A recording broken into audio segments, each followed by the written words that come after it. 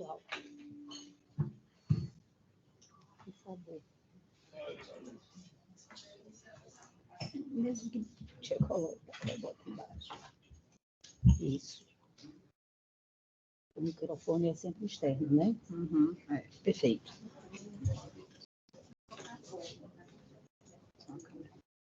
Cheio de coisa.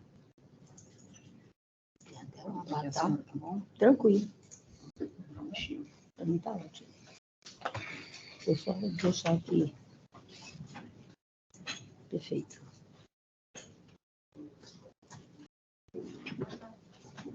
Dia 26. É o dia 26 ele volta. Dia 26 ele retorna. Segunda. Uma segunda.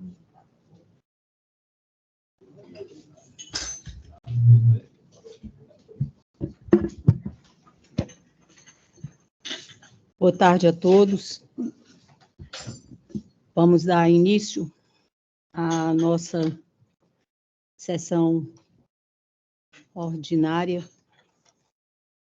do dia 6 de fevereiro, em curso, dia 5.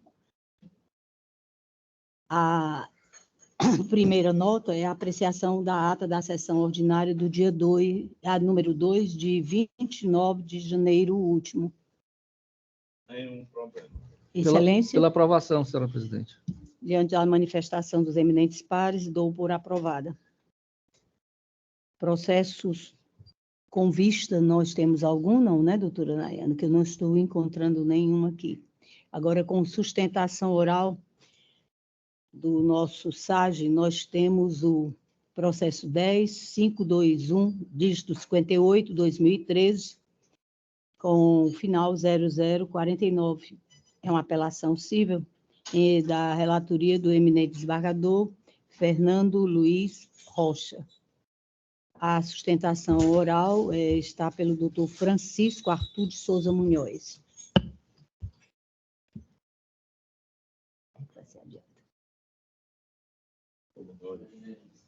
Perfeito.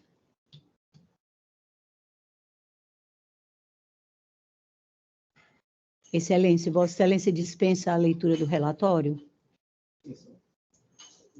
Não, fique à vontade. Desembargador Chimenez, ele vai, então, passar a sustentação oral pelo prazo regimental de 15 minutos, viu, doutor Munhoz? Pois não, excelência. Posso iniciar? Boa tarde, desembargador Lisete, desembargador Tarcílio, desembargador Fernando, todo procurador de justiça, todos presentes. Eu procurarei ser bem breve, excelência. Embora é um caso delicado, porque tem uma preliminar para ser analisada, acho que o tempo vai, mas eu procurarei ser rápido. Nós, desembargadores... Sim, obrigado. Eu sou advogado do Sindicato dos Servidores Públicos do município de Beberibe. E entramos lá em Beberibe, os professores, eles sempre receberam o vencimento base, além dele, eles recebiam uma gratificação de estímulo à docência, GID. E essa gratificação, ela sempre foi paga, e quando veio o Fundef, o Fundeb, ele garantiu o PIS nacional, ele deu um prazo para que todos os municípios regulamentassem o plano de cargos e carreiras de acordo com as novas diretrizes do Fundeb. Isso foi feito. O município acatou a determinação da lei federal e reiterou o direito dos professores ao piso e à gratificação. Pois bem, posteriormente, o STF, ministro Joaquim Barbosa, plenário, relatoria do ministro Joaquim Barbosa, ele decidiu que o valor do PIS nacional ele era devido independente das demais verbas que haveriam de direito aos professores, e foi pacificado. Com base nisto, o sindicato passou a cobrar do município que fosse cumprido a lei, o PIS nacional, além da gratificação.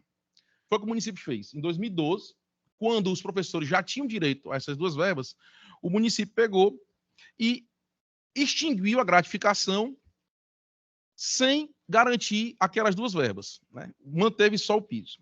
Com base nisto, e agora eu vou entrar no processo, nós entramos com uma ação civil coletiva na defesa da categoria, com base no artigo 8º, inciso 3º da Constituição Federal. O município foi citado, tornou-se rével, houve uma nova notificação para o município, ele nada falou, e o douto juízo, com todas as vênias, tendo todo respeito, o douto juízo, ao prolatar a sentença, ele, de ofício, ele entendeu que aquela ação civil coletiva ordinária, ela se tratava de uma ação civil pública. Além disto, ele entendeu que o sindicato queria, na realidade, a declaração de inconstitucionalidade da lei municipal. E aí ele extinguiu o processo sob a alegação de que não poderia julgar o mérito, tendo em vista que estaria suprimindo a competência do Tribunal de Justiça do Estado de Ceará. Eu gostaria de deixar claro para Vossas Excelências a importância desse julgado, dessa tese. Primeiro porque, a manter esse entendimento, desembargador Tarcílio, não poderá mais o sindicato entrar com ação coletiva para defender a categoria. Será rasgado o artigo 8º, inciso 3º da Constituição Federal. Porque nenhum sindicato vai poder mais discutir direito de servidor, tendo em vista que a ação é de natureza coletiva. Além disto, nós entendemos, com todas as vênias, que a respeitar uma sentença hora pelada, ela rasga de morte a garantia e o direito do controle de constitucionalidade difuso. Porque nós não poderemos mais trazer nenhuma alegação de violação à Constituição a nível de direito de servidores em ação coletiva. Nesse sentido aqui, a ação como está posta, desembargador Ximenes, ela não pode ser levada para o tribunal a nível de ação direta de constitucionalidade.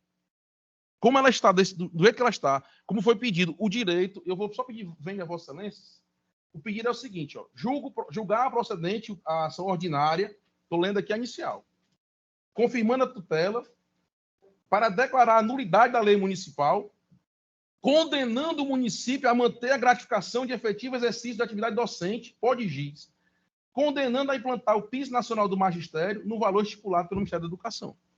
Nós não estamos aqui pedindo uma inconstitucionalidade de lei, em nenhum momento na inicial é colocado esse pedido de inconstitucionalidade de lei, e nós queremos um direito próprio, divisível e patrimonial da categoria. Então, nós entendemos que a respeitável sentença, ela viola, ela foi além dos limites da lide. Ela buscou ir além, eu até me permito aqui, como diz no STF, deu um duplo twist carpado para poder não entrar no mérito do processo.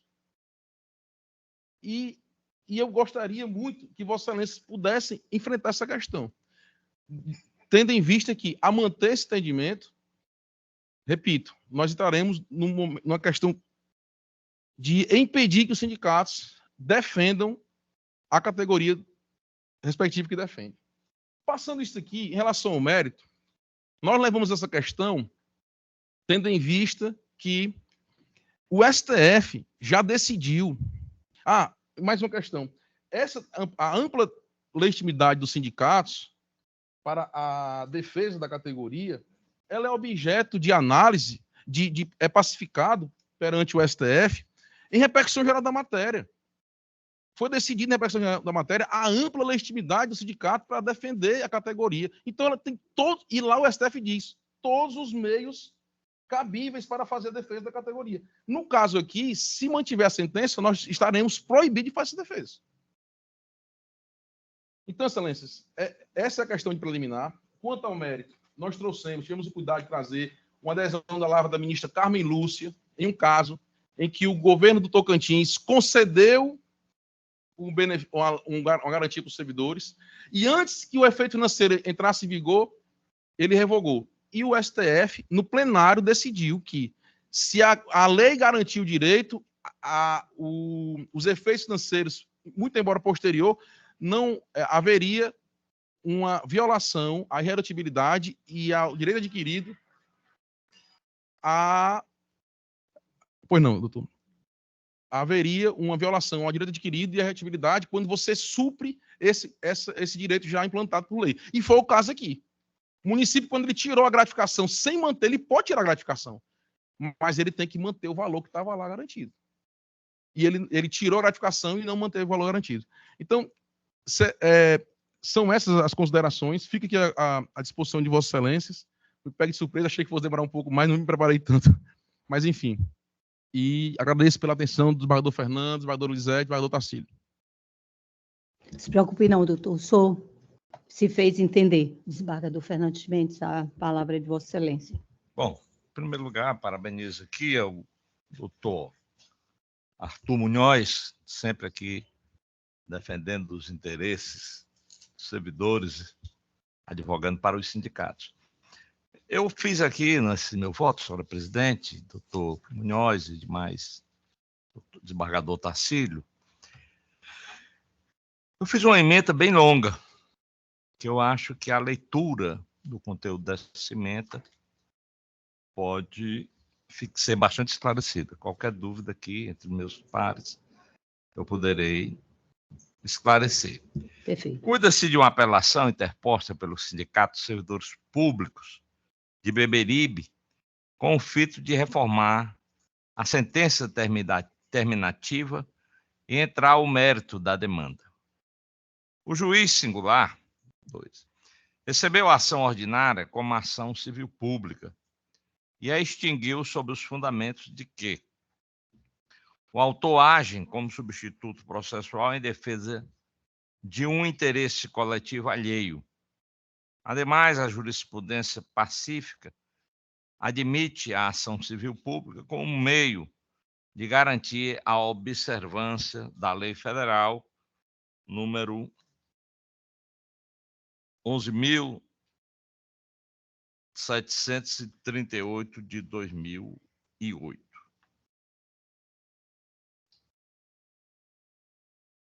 Assim como na presente ação ordinária em mandado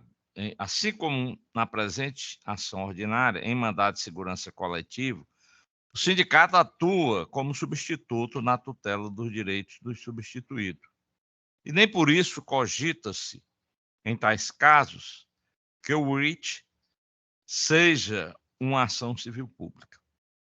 Ademais, é equivocado deduzir que o sindicato promovente aviou a ação civil pública ao fundamento de existir precedente judicial envolvendo essa espécie de demanda e a citada lei federal. 4.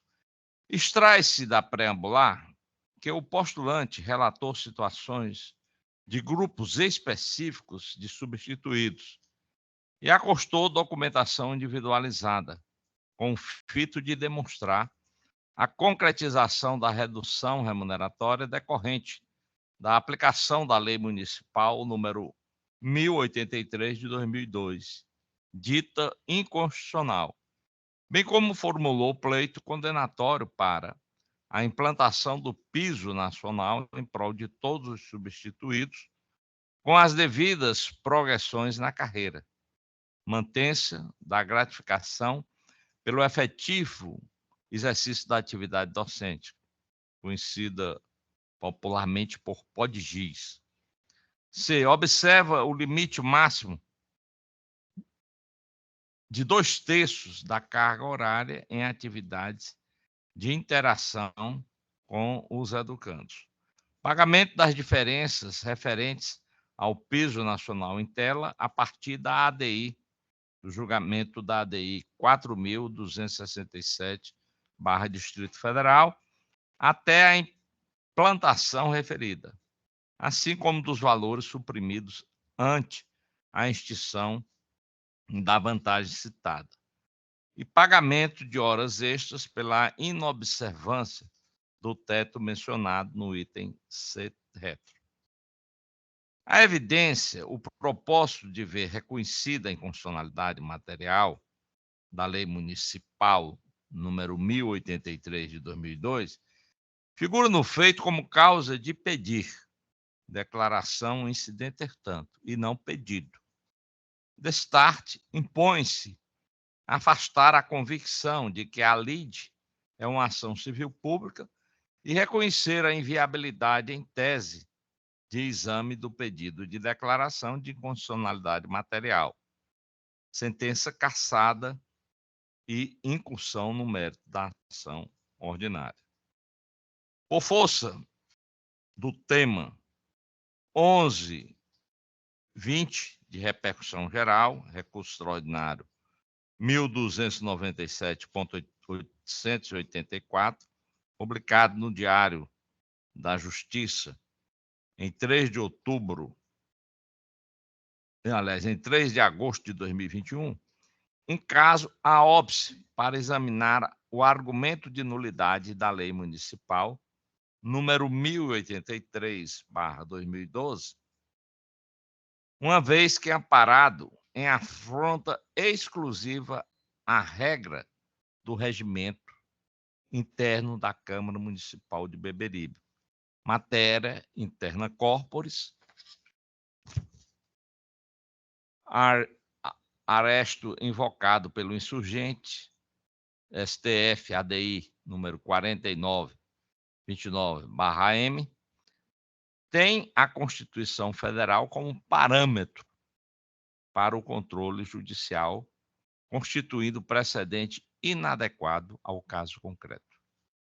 Diversamente da compreensão autoral, a Lei Federal número 11.738 de 2008, no seu artigo 2º, parágrafo 1º, não impõe que todo o vencimento padrão das carreiras do Magistério Público da Educação Básica deva corresponder ao valor atualizado do piso nacional.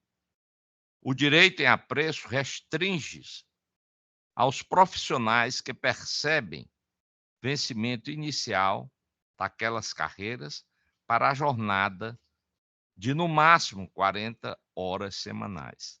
Tese firmada pelo Superior Tribunal de Justiça no RESP repetitivo 1.426.210, Diário da Justiça Eletrônico de 9/12 de 2016, tema 911, e precedentes desta Corte de Justiça, do Tribunal de Justiça. Na hipótese vertente, o demandante aduz que a Lei Municipal número 1083 de 2012, a pretexto de cumprir o piso nacional atualizado para o ano de 2012, extinguiu a gratificação pelo efetivo exercício da atividade docente e fixou o vencimento enquanto equivalente àquele, incorrendo em inconstitucionalidade por ocasionar decesso remuneratório e ofensa ao direito adquirido de percepção do piso nacional em debate, acrescido das vantagens nos termos do acordo exarado na ADI número 4.167. 10. Não prosperam a inconstitucionalidade alegada, a pretensão de restabelecer o pagamento da gratificação aludida e de receber diferenças pretéritas, por motivo tríplice. Há claro equívoco do promovente na interpretação do que restou decidido na ADI 4.167. O propósito de voltar a receber a parcela remuneratória extinta traz subjacente a invocação de direito adquirido a regime jurídico administrativo, cuja inexistência está consolidada no pretório excelso, tema 24 de repercussão geral, recurso extraordinário número 563.708, e a documentação coligida não comprova a diminuição remuneratória. O artigo 82 da Lei Municipal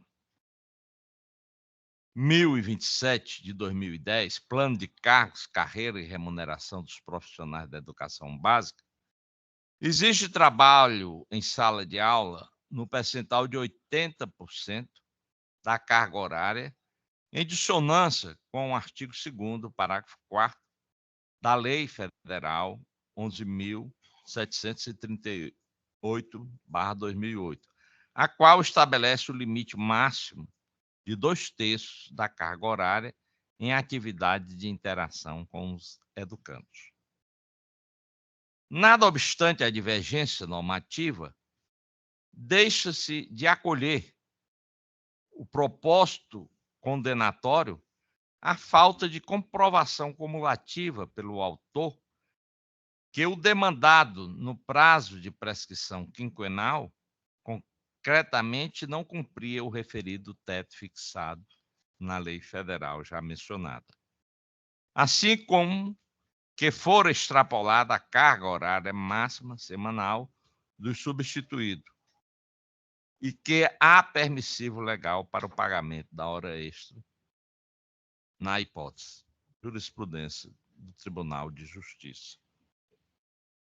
Razão assiste ao recorrente apenas quanto à cassação da sentença, porquanto o exame de mérito conduz à improcedência dos pedidos. Desta forma, conheço da apelação e dou parcial provimento para cassar a sentença e julgar a ação improcedente e fixar os honorários advocatícios em R$ 9.130,80, com esteio no artigo 85, parágrafos 2º e 8º e 8º-A do CPC. Esse é o meu voto, senhora presidente. Obrigada, Excelência. Acompanho Vossa Excelência na integralidade. Desembargador Tarcísio. Senhora presidente, muito obrigado. Eu quero cumprimentar o doutor Arthur Munhoz pela sustentação e acompanhar integralmente o voto do eminente relator, porque balizou inteiramente o assunto deduzido da inicial, inclusive com jurisprudências dessa própria corte a respeito de parte do tema. Acompanho integralmente o eminente relator, senhora presidente. Obrigada, Excelência. Anunciando o resultado definitivo, a apelação conhecida e parcialmente provida, para cassar a sentença e julgar a ação improcedente, fixados os honorários advocatícios com base na equidade, consoante disposto no artigo 85, parágrafos 2º e 8º e 8º-A do CPC. O senhor está de parabéns, doutor. Fez a parte.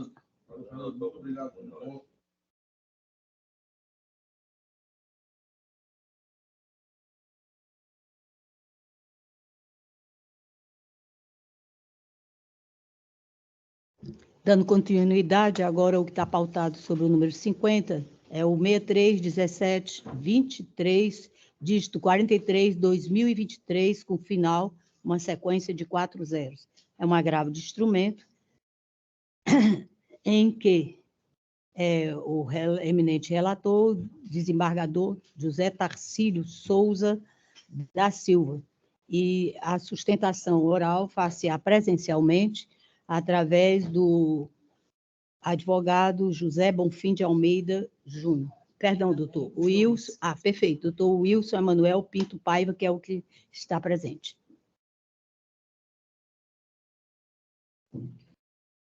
Perfeito. Perfeito. Tem que colocar. Excelência, 15 minutos à sua disposição. O relatório é dispensado, meu amigo? O relatório? É dispensado, Excelência. Perfeito, muito obrigada. 15 minutos. Boa tarde a todos os membros aqui presentes. Saúdo aqui ao desembargador Tarcílio, relator, desembargadora Elisete, desembargador Chimendes, membro do Ministério Público, doutor Leonardo. Tive o prazer de trabalhar no próprio MP, sempre uma satisfação revê-lo. A Defensoria Pública, a todos os meus colegas aqui presentes e quem está de forma virtual. Bem, Excelência, o caso que trago aqui para fim de sustentação oral é um caso bastante interessante e emblemático. Nestes quase 15 anos que exercer a advocacia, vou fazer esse ano, é a primeira vez que eu me deparo com um caso tão chocante e tão absurdo. Por isso eu queria pedir a atenção de Vossas Excelências, tendo em vista a peculiaridade deste caso. Pois bem, na cidade de Paracuru, o agravante, senhor Júnior, era vereador, foi eleito pelo sufrágio, estava exercendo seu voto normalmente na Câmara Municipal e, um determinado período, ele teve problemas de saúde e se ausentou da realização de algumas sessões. Tanto o decreto-lei 201, como a própria lei orgânica do município de Paracuru, como o regimento interno da Câmara, ela assegura que as faltas às sessões, elas podem ser abonadas se você justificar a sua ausência. A justificativa, por questão de saúde, todos nós sabemos que se dá com atestados médicos, laudos médicos, enfim. Pois bem, o motivo que eu estou fazendo esse preâmbulo inicial é porque o agravante, ele foi estipado, ele foi retirado, rasgado o seu mandato parlamentar, porque na Câmara Municipal de Paracuru ocorreu um verdadeiro conchave e um grupo, certo? Um grupo de pessoas que se uniram para praticar crime, cujo objetivo era a cabeça do citado vereador. Para que vocês possam ter uma ideia, isso começou em 2022. Esse processo se deu em 2022. Ele recebeu uma denúncia, a Câmara recebeu uma denúncia. Essa denúncia foi por conta de que ele não estava presente às sessões e ele mostrou as justificativas, protocolou as justificativas dentro dos autos do agravo. Vossas Excelências podem simplesmente ver, está muito fácil de localizar.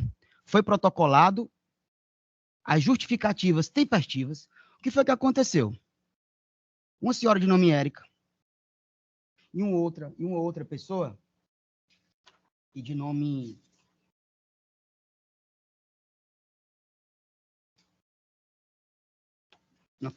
Érica, que era assessora jurídica da presidência da Câmara, e uma pessoa de nome Antônia Rita Melo, que é uma testemunha, ela declarou na polícia, categoricamente, que ela foi procurada para prestar um depoimento ilegal, ela foi objeto de suborno, e essa senhora Érica, ela foi denunciada e se encontra indiciada por crime de corrupção, falso testemunho, por conta desta situação. Não só isto, Excelência, não só isto, para a surpresa de Vossas Excelências, o servidor público do CRAS, órgão municipal lá, envolveu-se também nesta tramóia. O senhor Diego Pinheiro Costa foi indiciado e se encontra como réu.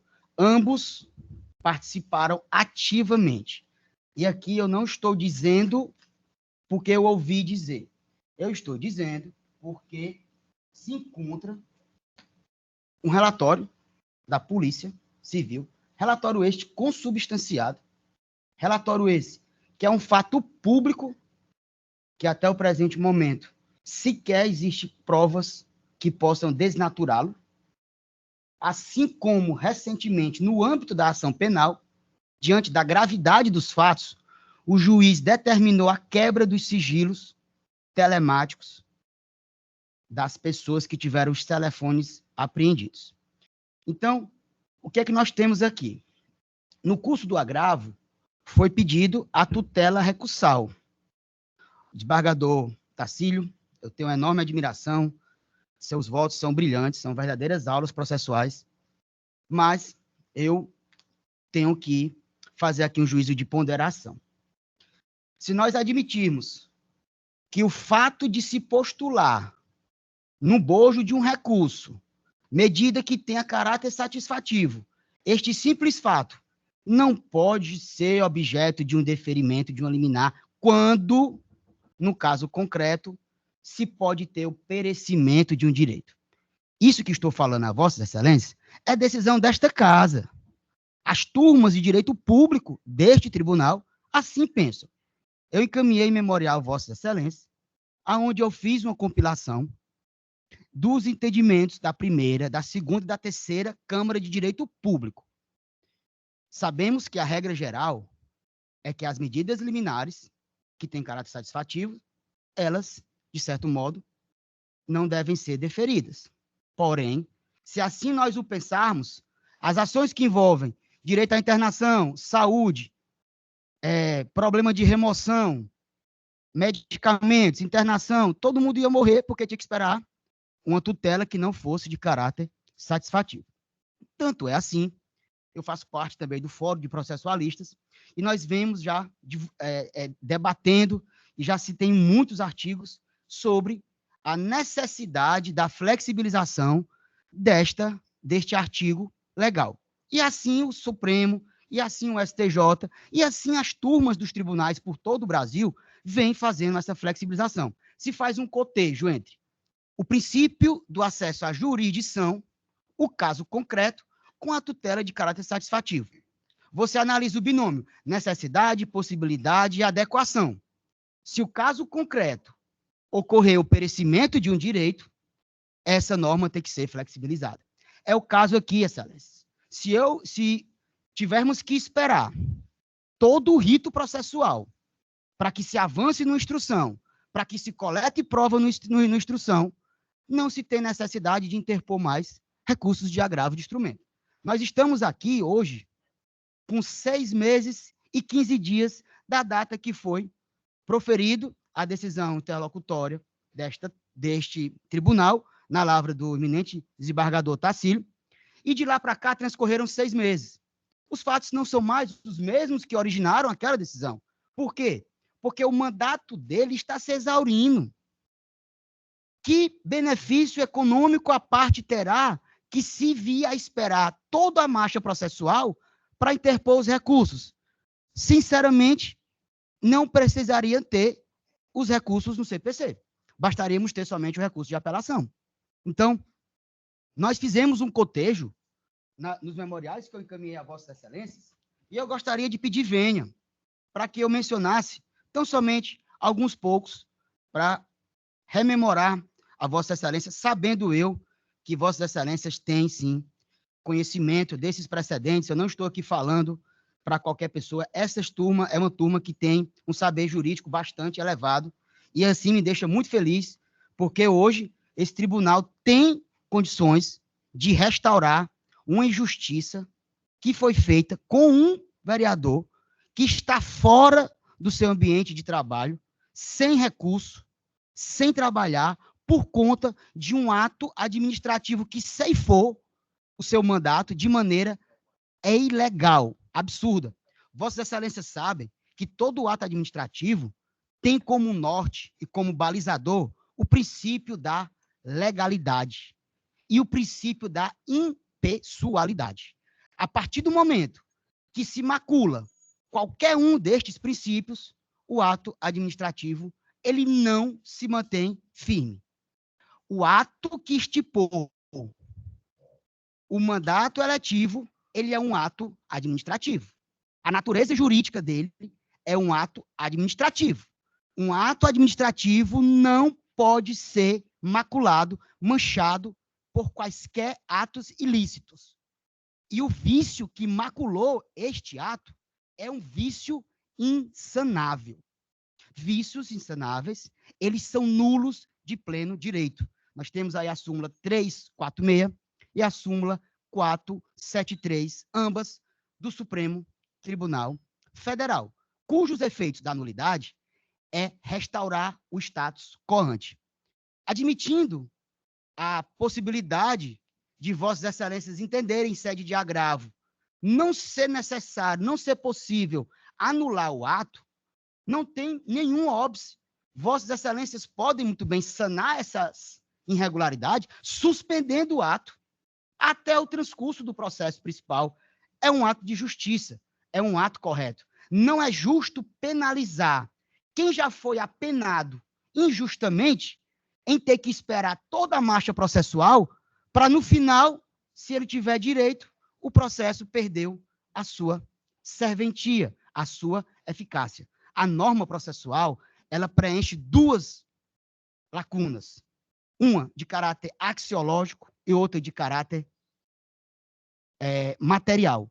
A norma tem que ter valor e um objeto a ser seguido. Uma norma sem isto, nosso direito estaria como um natimorto.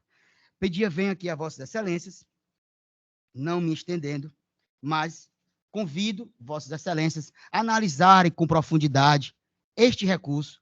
Aqui, nós não estamos defendendo somente a legalidade, nós estamos defendendo a restauração de uma injustiça e de uma ilegalidade que não pode ser mantida. Não pode.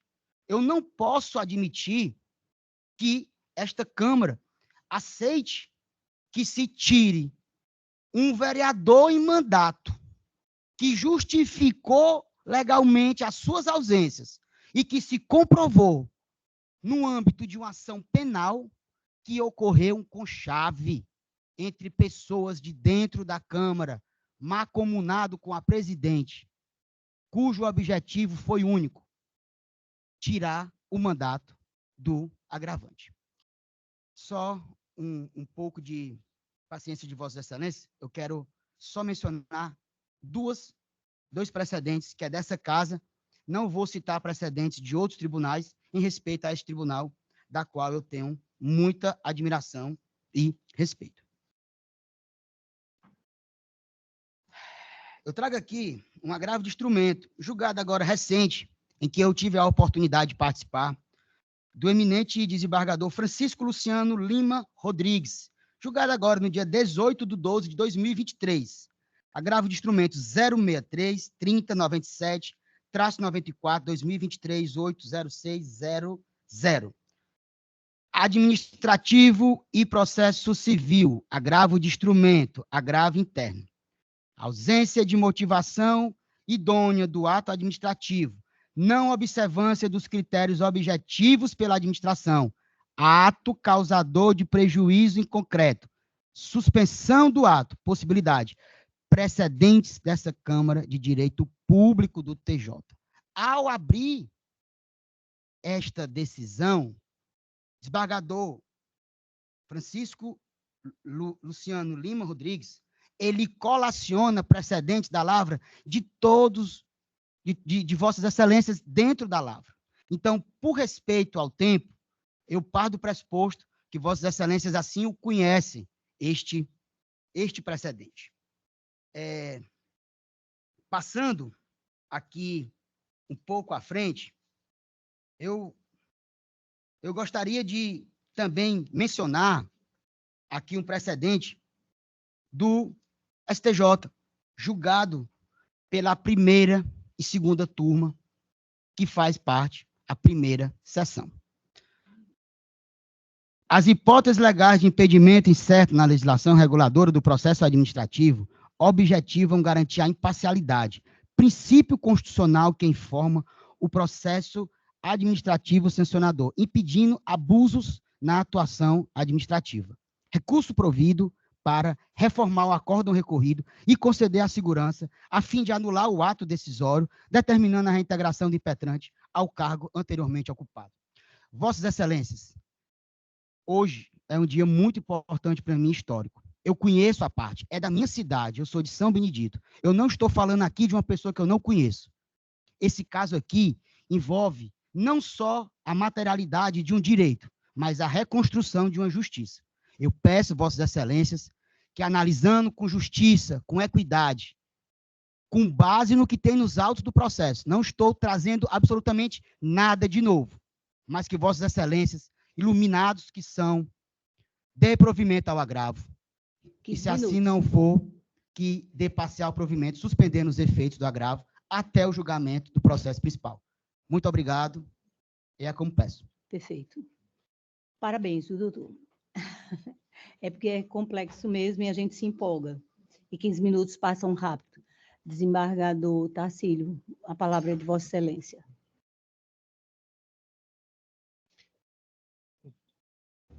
Obrigado, senhora presidente, eminentes pares, senhor procurador de justiça, defensora pública presente aqui. Perdão, desembargador Tarcílio. Nós temos aqui a contraposição. Doutor, por gentileza. É o doutor Bonfim, não é, doutor? Sim, senhora. Perfeito. Desculpe, excelência, viu, excelência?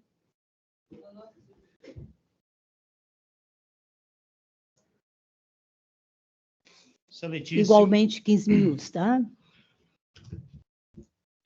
Excelentíssima desembargadora Lisete, cuja alta taxa de humanismo a gente conhece. Meu caro decano de culto, desembargador Ximenes. Meu estimado e sereno desembargador Tarcílio. Ao Ministério Público, aqui bem representado, à Defensoria, aos colegas advogados, aos servidores desta casa, senhoras e senhores. O colega que me antecedeu merece o reconhecimento e a admiração pela garra com que se portou, e é essa a tarefa de todo causídico ao subir ao púlpito jurídico. Realmente é fazer a defesa inflamada do seu constituinte. No entanto, e talvez ele mesmo disse que é de São Benedito, talvez não conheça os detalhes e as minúcias do caso. E vos falo como cidadão honorário de Paracuru. A Casa Legislativa de Paracuru me outorgou a cidadania honorária e eu tenho acompanhado os fatos e o dia a dia, posto porque tem esse compromisso sentimental com aquela bela terra de praias lindas e a cidade talvez mais próxima do mar de todo o Ceará. Pois bem, o que ocorreu? O agravante, senhor José Carlos Venâncio Júnior, de fato, foi eleito vereador em Paracuru no ano de 2020. E em 2021 assumiu o mandato de vereador. Sucede que em 2022, e isso não foi mencionado, por isso tomo a liberdade de fazê-lo, ele, em pleno exercício do mandato de vereador, foi preso por ordem judicial num processo de estelionato, em que uma idosa teria sido lesada na quantia de R$160 mil. Pois bem, ele foi recolhido à época e ele é uma figura muito contestadora e ficou esbravejando contra a casa, como se os vereadores tivessem culpa por um ato praticado extramuros do Legislativo, ou seja, sem nenhuma vinculação efetiva com o exercício do mandato. Nisso, além de ser preso, ele não quis pedir licença à casa durante o período em que estava encarcerado. E achou que os vereadores não teriam coragem de, contra ele, fazer qualquer ação. E a presidente da casa, à época, a vereadora Maria Alessandra Marques, foi provocada por uma denúncia muito clara de que ele havia extrapolado o limite de faltas que a lei orgânica lá prevê, ou seja, 1/3 das sessões daquele exercício ele não tinha comparecido. E aí ela abriu um processo administrativo normal, facultou-lhe o direito de defesa. Após o processo administrativo ter sido instaurado, ele levou à casa um conjunto de atestados, desembargador Ximenes, como que para justificar que estava doente à época. E o grande argumento que se traz aí nos autos é de que esses atestados não foram analisados pela presidência. Pois bem, nos autos tem a íntegra do processo administrativo. E lá se vê que os atestados foram, sim, cotejados pela presidência. O que ocorreu? A presidência chegou à conclusão de que, independente dos atestados, ele não poderia comparecer à Câmara, porque ele estava encarcerado e não tinha autorização judicial para comparecer à casa. Essa foi a questão, certo? E, diante disso, pelo Decreto-Lei 201, a gente sabe que ao presidente do Legislativo, a extinção do mandato é diferente da cassação. A cassação é quando o plenário vota, e a extinção é um ato declaratório monocrático da presidência do poder. Constatado que o parlamentar faltou, esteve ausente acima do prazo permitido por lei, ou seja, acima de 1/3 das sessões do exercício, ele tem que declarar sobre pena de responder por ato de improbidade. Então, o que houve efetivamente lá foi isso. Houve uma decisão da presidente de extinguir o mandato, porque foi certificado nos autos pela Secretaria da Casa, doutora, de que ele tinha faltado, esteve ausente mais do que o tempo permitido por lei. Esse é o fato. E por que os atestados não foram aceitos? Ora, os atestados, normalmente, o parlamentar apresenta pelo menos um dia antes da sessão, ou até no dia da sessão, ou, se houver um fato muito superior, um dia depois, ou uma semana depois. Mas vários meses depois, foi que esses atestados apareceram, de uma doença que não há registro no processo criminal, porque ele estava o período na prisão, não há registro disso. Então, e o pior, uma pessoa que foi encarcerada por estelionato, o que ele faz é lançar, como eu sei que a voz do colega foi a voz do seu constituinte, dizendo que os outros é que são criminosos, é uma quadrilha, que é um ajuntamento de pessoas que cometem ilícito dentro da casa, quando, na verdade, o que houve foi o devido processo legal. Lamentável, mas, na verdade, quem responde a processos como o que o agravante responde, realmente não merecia o exercício de um mandato público e popular. Além disso, nós pontuamos aí no processo de que senhores terem uma ideia, esse caso já gerou vários outros processos. Se a gente colocar o nome da parte, no primeiro grau, nós vamos ver que são várias ações, tanto anulatórias como mandato de segurança, sobre o mesmo objeto. E subiu tudo aqui para o tribunal, grande parte disso, aliás, e aqui caíram para o desembargador Paulo Francisco Bânio Pontes. E ele decidiu conforme o juízo de piso lá de Paracuru, que deu desfavorável a ele. Ou seja, o juiz que está lá no dia a dia, vendo a realidade do município, acompanhando isso, em nenhum momento ele enxergou a injustiça que aqui foi jactada na tribuna. De maneira que, louvando a brevidade, eu peço que vossas excelências desprovejam o presente agravo, porque é questão meramente de justiça. Muito obrigado. Parabéns, doutor Bonfim. É muito bom o contraditório. Excelência, eu ia fazer uma questão de fato. É prerrogativa do ministro. Sim. Questão de fato. Apenas e tão somente para restaurar a verdade, da mesma forma que eu tive iranesa, não mencionei nada pessoal, o nobre colega, de maneira mancomunada, não disse que foi dado a ele a decisão, enquanto ele foi preso provisoriamente, para que ele saísse para votar. Isso foi dado direito a ele. A decisão está nos autos também. Essa informação que foi passada aqui é mentirosa. Segundo, também falta com a verdade, porque tem um protocolo na Câmara que foi protocolado os atestados médicos durante o período que estava tramitando o processo. Isso está nos autos. Também uma informação que foi falsa aqui do meu colega. Era só isso, Excelência. Perfeito.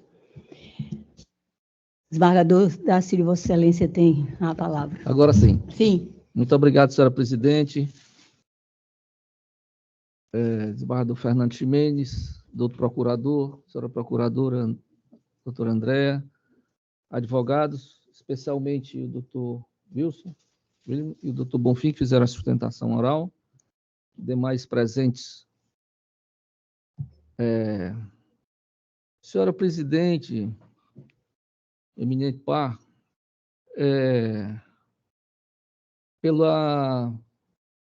pelo trato, né, pelo o que foi discorrido aí nas sustentações orais, já dá para medir o grau de litigiosidade, quase que eu não falo, litigiosidade que envolve esse fato, né?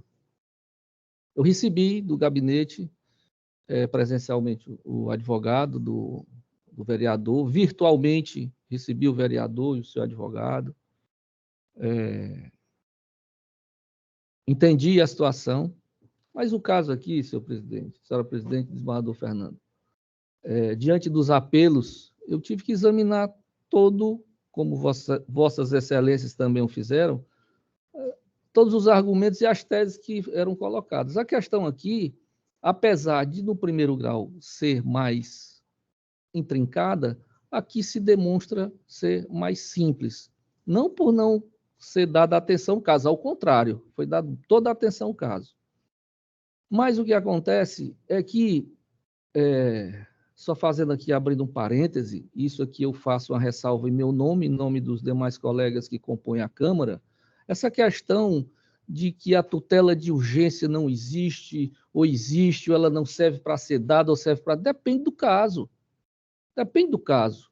Claro que uma situação não representa, um deferimento de uma tutela de urgência não representa que ela vai ter que ser estendida a todos os casos que me apresentam. E ao caso contrário, vou ter que negar todas. Não é assim que funciona. Casos são diferentes. E aqui, para resumir bem o meu voto, que ele é bem simples, o que é que está acontecendo? Essa questão de antecipar a tutela, nesse caso específico, senhor desembargador Fernando, ela é satisfativa. Porque o processo não tramita mais, foi extinto o processo de cassação, extinção do cargo eletivo, foi extinto. Houve um processo que tramitou. Então, não é nem caso de suspensão. Como é que eu vou suspender? Como é que se vai suspender uma coisa que está extinta? Já encerrou esse caso. E o juiz, aí é outra questão, se está tramitando com a celeridade devida ou se não está, mas demanda prova. A maior parte das provas que foram apresentadas aqui são unilaterais. A questão do inquérito que foi apresentado, uma solução que foi dada, eu analisei a prova, o advogado explicou bem. Existem situações que vão ter que ser analisadas ainda, não aqui. É um agravo de instrumento.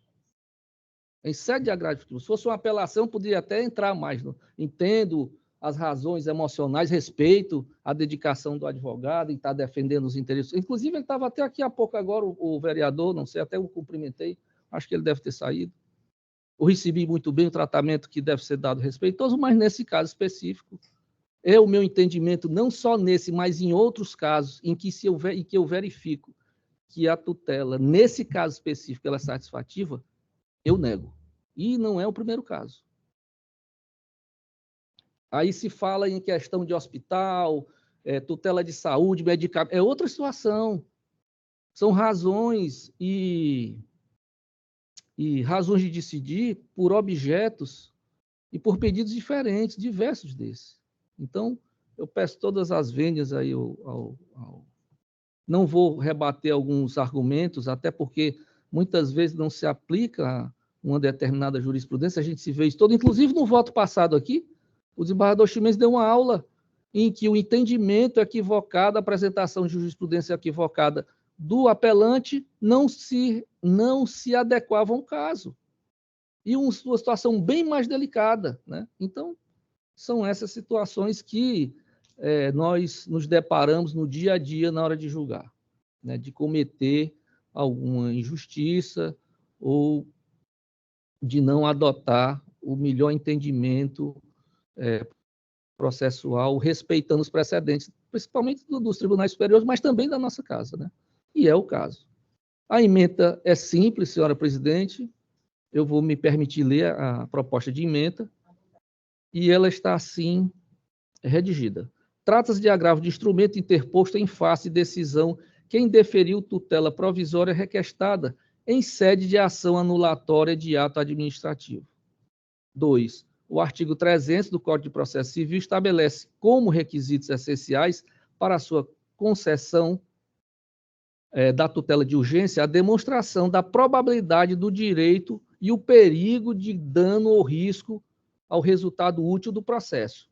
No caso, a probabilidade do direito não restou evidenciada de pronto, vez que o relatório final do inquérito número 561-051 de 2023 traz uma profusão de fatos, os quais necessitam de maiores esclarecimentos a serem obtidos por ocasião da instrução processual, sobre o crivo do contraditório e da ampla defesa.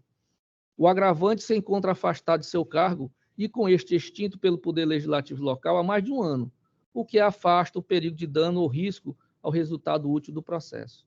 4. Ademais, o pleito antecipatório de anulação do ato da presidência número 01/2022, que extinguiu o mandato eletivo do agravante, confunde-se com o mérito da ação originária, de maneira que, caso a medida fosse deferida liminarmente, estaria esgotada a instância sem o exame de mérito da question, a qual somente deve ser aferido quando do julgamento da demanda, precedente do Superior Tribunal de Justiça e do Tribunal de Justiça do Estado de Ceará. Agravo de instrumento conhecido e desprovido, decisão mantida. Senhora presidente, é como voto. Obrigada, excelência. Desembargador Fernando Mendes. Senhor presidente, eu apenas queria fazer aqui algumas considerações no que diz respeito ao eminente relator, que é uma pessoa profundamente cautelosa e atende, né, assim, muito bem aos advogados, como deve ser. Mas eu sou testemunha, aqui mesmo ele diz, atendi pessoalmente, atendi virtualmente, né? Então, ele examina com muito cuidado os processos da relação dele. Inclusive, às vezes, tem advogados que estão com causa sob a relatoria do desembargador Tarcílio e vão ao meu gabinete dizendo que o próprio desembargador Tarcílio sugeriu que ele também procurasse aqui os demais componentes da Câmara, né? Às vezes citando até pessoalmente. E eu acho que os advogados realmente devem, na hora em que estão, e eu acho bacana, eu fui advogado também, eu militei, eu bravava, usava bravamente as minhas argumentações. Aliás, trago isso na minha própria judicatura, né? Às vezes sou até um tanto quanto incompreendido, porque defendo com muito ardor os fundamentos do meu voto, né? E acho que devo ser assim. Então, eu compreendo bem os advogados. O doutor Emanuel esteve comigo, me entregou o memorial, hoje andou me procurando insistentemente para que entregar um memorial virtual, pediu para o meu chefe de gabinete tirar cópia, até talvez tenha exagerado no zelo dele, mas está no papel dele como advogado, né? De tentar, de fazer a sustentação do seu constituinte. Mas eu também, às vezes, é preciso ver que, às vezes, o advogado chega, e também isso eu não ignoro, eu não censuro, mas traz aqui uma jurisprudência que não é bem a realidade dos fatos. Olha, a terceira Câmara decidiu um caso idêntico a esse. A terceira Câmara poderá ter decidido um caso parecido com esse, né? Mas que levou em conta outras coisas que não foram examinadas no meu processo, no processo da relatoria do desembargador Tarcílio, foram examinadas, foram detectadas, né? Então, por exemplo, eu vejo isso. E, por outro lado, eu digo sempre que é preciso que esses memoriais cheguem a tempo, né? Não é que do caso aqui do doutor Emanuel chegou muito a tempo. Ele nos procurou com antecedência e tal, para que a gente possa fazer um exame. Então, essa tese, todos nós, eu acho, em todos os órgãos judiciários, aceitamos esse argumento de que não se deve dar uma liminar satisfativa, mas em tudo há as exceções. Não existe nada no direito que seja absoluto. Há casos e casos em que se permite isso. Então, aí existe um conjunto de coisas que levam ao eminente relator a não conceder essa tutela antecipada. Inclusive, o argumento de que o processo a que se pretende suspender, ele foi extinto. Ele não mais existe. Talvez a medida seja outra, né? Então, eu estou só colocando isso, porque hoje nós estamos aqui com vários advogados aqui presentes, e todos eles brilhantes, né? E é preciso que a gente coloque isso. Eu, na verdade, acho muito bom quando os advogados estão aqui presentes. Acho muito bom quando eles fazem sustentação oral, né? Hoje, se eu fosse advogado, eu faria muito mais sustentação oral que fiz na época que eu era desembargador, em razão do volume de processo, em razão dos votos provisórios, né? Para chamar a atenção, para alertar. Hoje, caso fosse eu advogado, eu exerceria esse direito com muito mais assiduidade do que exerci no passado. Então, feito essas considerações, eu subscrevo integralmente o voto do desembargador Tarsílio, que olhei mais de uma vez, também por conta dos memoriais que recebi, e fiz no fim de semana, examinando esses processos. Muitas vezes a gente fica até discutindo questões jurídicas, quando deveríamos estar usufruindo do nosso descanso aos finais de semana. Daí porque muitos colegas às vezes não gostavam de pertencer à Câmara cujos julgamentos fossem na segunda-feira. Mas eu estou bastante seguro em acompanhar o eminente relator. Obrigada, Excelência. Eu também quero salientar os colegas advogados aqui presentes e os que virtualmente se encontrarem, que eu não estou vendo nenhum, que antes de ingressar no Poder Judiciário, como os senhores, eu fui advogada. E com esse mesmo intuito de defender aquela tese que eu acreditava nela. E para isso eu não media esforços em nada. Nada. Até que eu decidisse qual era a carreira jurídica que eu gostaria de abraçar. E como o desembargador Fernando Ximenes mencionou, nós temos a oportunidade, não só o relator, de verificarmos todo o processo, através do voto provisório. E eu e os demais colegas, honestamente, faz parte da primeira Câmara, que, graças a Deus, eu componho, nós temos essa abertura de dialogarmos a qualquer dia, em qualquer horário, acerca do voto que está sendo submetido ao nosso crivo e apreciação. E em momento nenhum nós duvidamos da capacidade jurídica do colega. O olhar atento do relator não me retira o direito de ser percociente. Muito ao contrário, me obriga, porque eu sempre busquei a segurança jurídica. E sem acrescentar absolutamente mais nada do que já foi dito, a não ser pedir a cada um dos senhores a excelência no tratamento de um para com o outro, a excelência do respeito. O exercício da advocacia não é fácil.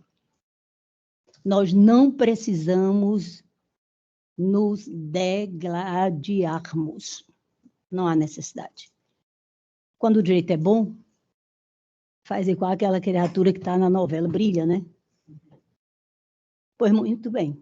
Eu acompanho o eminente relator em toda a sua inteireza e proclamo o resultado final. Agravo conhecido e improvido, decisão mantida. Passando agora para o pautado como 52, que trata-se de uma apelação cível. Esse é da plataforma PJE, de relatoria do eminente desembargador Tacílio. Nós temos o 29.12.58, dígito 33/2021, final 0001. A sustentação oral já está aí pela eminente colega. Prazer, doutora Larice. A senhora nunca esteve comigo, não.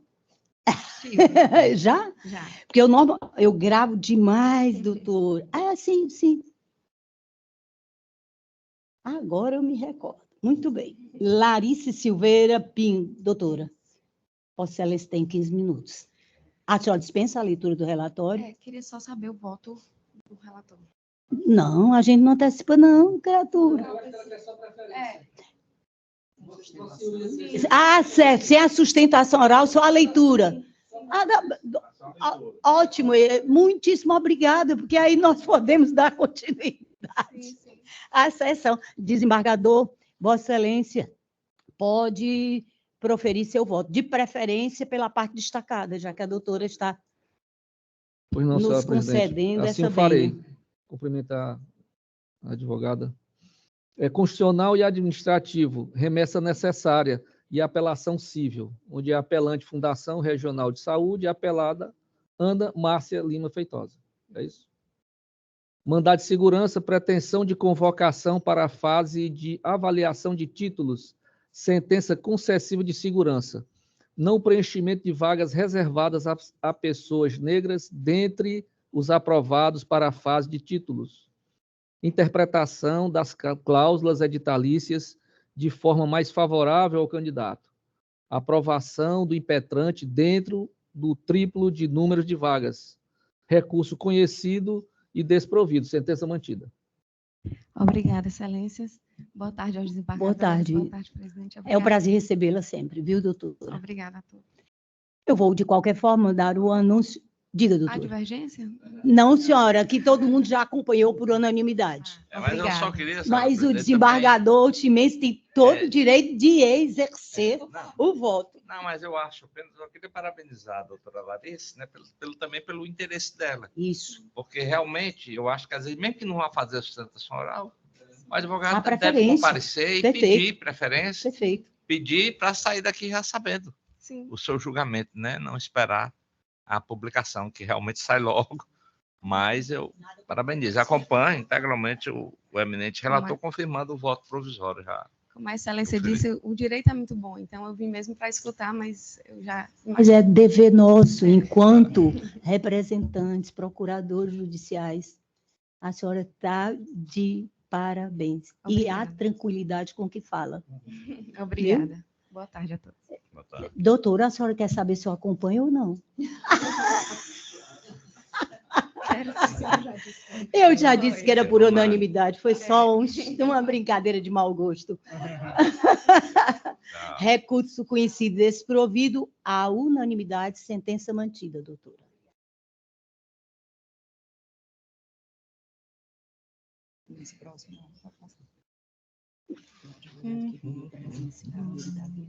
Perfeito, é o doutor Carlos Igor, né?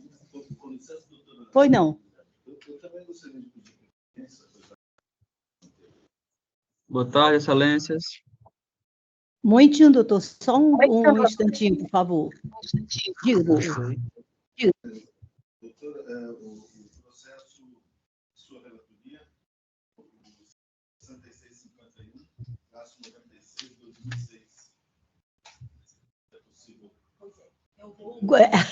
Nós temos um regimento interno, temos uma obrigação a cumprir. E o que nós temos aqui em primeiro plano, nós temos aqui em primeiro plano são os pedidos com sustentação oral, depois seguidos os sem sustentação oral, para depois a pauta originária. Vossa Excelência tem alguma coisa que justifique o resultado de imediato, que aí eu pergunto ao meu decano se é possível fazer a leitura, dá logo o resultado. A justificativa seria a presença das partes aqui também. Perfeito. Eu concordo, senhora presidente, que Pois ela não. faz, mas depois de Sem esgotar precedentes. daqui as ordens de Exatamente. pedido de preferência. Viu? Hein? Não, o do doutor ele só quer o resultado. Eu não tenho sustentação nem sem sustentação. Eu não tive nenhum pedido, inclusive de preferência. Eu gostaria, porque nós temos um prazo, doutor, se tudo isso é feito até no máximo de sexta-feira, não é, doutora? O início da sessão quando é presencial e quando é virtual, ou só a preferência, ou Vossa Excelência já podia ter feito essa solicitação. Eu lamento não poder atender o senhor, porque eu acho que o desembargador Tarcísio, como é que se posiciona nesse caso, meu amigo? Igualmente, esse entendimento. Depois das das sustentações, as preferências, aí a última depois das dele. nossas preferências. Só mais um instantinho. Obrigada pela compreensão.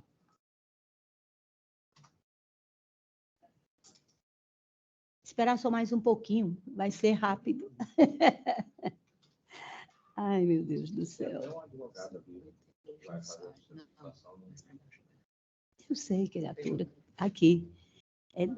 Não, mas antes disso, eu tenho que fazer a leitura, o anúncio do subsequente, que é o 52, que nós vamos agora. É um agravo de instrumento, 633947, dígito 51, 2023. É o doutor Carlos Igor, né, doutor, que vai fazer a sustentação virtual? Não mais está presente, doutora? Exato. Agora não estou ouvindo ninguém. Consegue me ouvir? Consigo, doutor. Agora eu estou conseguindo ouvir Vossa Excelência. Certo. Quando eu estiver apto a fazer, eu farei, certo? Por favor, quem tiver. Ouvindo em dois lugares diferentes. Doutor Igor, por gentileza, Vossa Excelência está aí dois tipos de transmissão, porque está dando microfonia, meu amigo. Tá melhor assim? Está, Então, continua. com certeza. Tá melhor? Agora eu agradeço de verdade ao senhor. Doutor, o senhor dispensa a leitura do relatório? Sim, Excelência, dispenso. Muito obrigada. Pois o senhor tem 15 minutos, meu amigo. Boa tarde a todos e a todas. Cumprimento o excelente doutor desembargador José Tacílio Souza da Silva, relator do agravo do instrumento.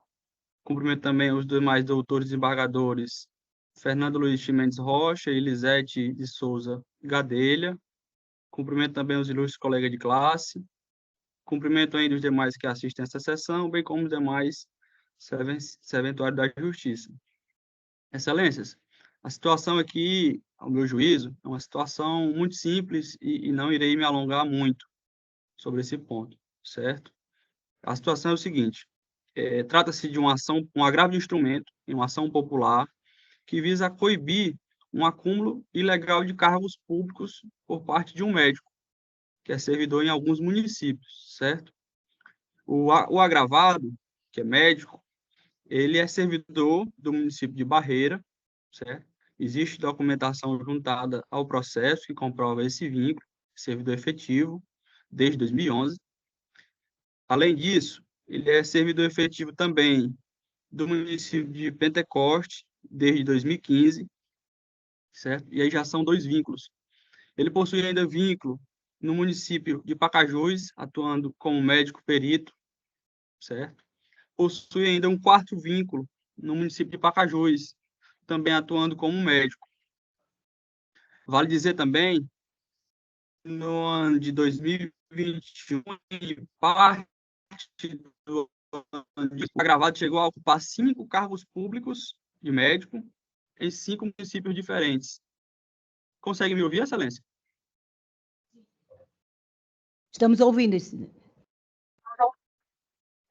Está conseguindo entender, né? Ok. E aí tem Igualmente. a documentação. A documentação está juntada aos autos que comprovam a existência desses vínculos, certo? Atualmente, ele possui vínculo em 4 municípios diferentes.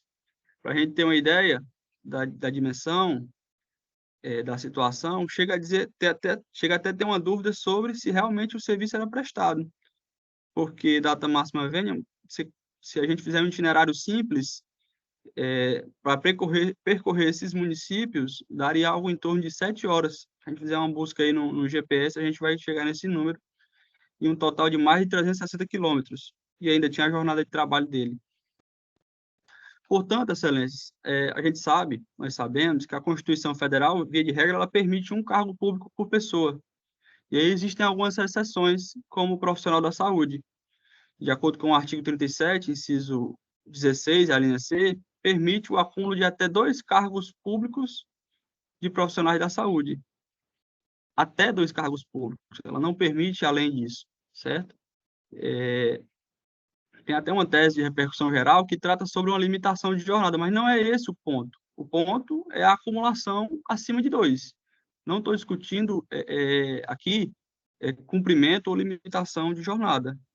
O que eu estou discutindo é a quantidade de cargos públicos que excedem a 2. E ao meu juízo, Excelência, os fatos, eles se amoldam justamente ao que dispõe o artigo 37, inciso 16, a linha C da Constituição Federal. E, portanto, Excelência, solicito o conhecimento do presente agravo de instrumento e, no mérito, que ele seja provido no sentido de cessar a ilegalidade cometida, isto é, a violação aos princípios da moralidade, certo? Da administração pública, previsto no artigo 37, caput, e no sentido de que o agravado seja afastado de tantos quantos forem os cargos públicos que excedem a 2, cessando, assim, a situação de ilegalidade. Essa é a sustentação oral, e muito obrigado pela atenção de todos. Obrigada, doutor. Parabéns. Desembargador Tarcílio, novamente, Vossa Excelência. Muito obrigado, senhora presidente. Eu renovo as saudações. Agora o doutor Carlos Igor. Meus cumprimentos a Vossa Senhoria pela sustentação oral. O caso também em sede de agravo de instrumentos, senhora presidente. E o advogado, ele argumentou, mas ele relatou bem o caso. É um médico que, segundo informações, teria sido... Eu acho que tem o microfone aberto. É lá, né?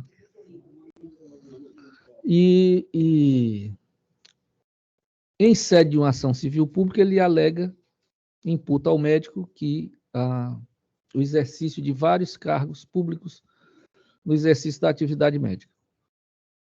O juiz de primeiro grau, pela documentação apresentada, entendeu que naquele momento não era cabível a concessão da antecipação de tutela, porque caberia ainda, durante a instrução, o conhecimento e a dilação probatória para verificação e a situação dele em cada contrato existente. Eu achei prudente a decisão do magistrado e não conceder a tutela, o processo está tramitando, e eu também acompanho nesse sentido, porque, diferentemente do agravo de instrumento passado, né, que já havia um julgamento, extinção de um cargo eletivo, aqui não. Mas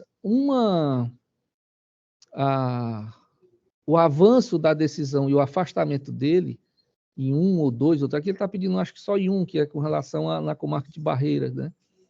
Poderia e poderá causar prejuízo e, da forma como for deferida, uma irreversibilidade em relação ao demandado. Então, acho prudente também esse meu entendimento de que, nesse momento, dessa fase, não estando presente todos os requisitos para a concessão da tutela, que deva ser mantida a decisão de primeiro grau. Então, só a parte destacada, senhora presidente, que Vossas Excelências já analisaram, se bem que a emenda está curta, eu vou ler. Cuidam os autos de agravo de instrumento com pedido de antecipação de tutela recursal, adversando decisão interlocutória em sede de ação popular, quem deferiu o pleito de que o requerido fosse afastado de todos os vínculos funcionais que possui, com suspensão do pagamento da remuneração imediatamente, cassando a eventual situação de flagrante ilegalidade. 2. O deferimento liminar denegado em sede de primeiro grau somente deve ser autorizado caso o fundamento do pedido for relevante e também se ocorrer prejuízo a impetrante, no caso aqui tem impetrante, caso o provimento judicial se mostre ineficaz quando eventualmente e ao final foi efetivado o que não se vislumbra no caso em destrame. De fato, o ordenamento jurídico veda a concessão de tutela antecipada quando houver perigo de irreversibilidade e proíbe a concessão de liminar de caráter satisfativo, que esgote no todo ou em parte o objeto da demanda nos termos do artigo 273, parágrafo 2º do Código de Processo Civil e artigo 1º da Lei 9.494, de 97.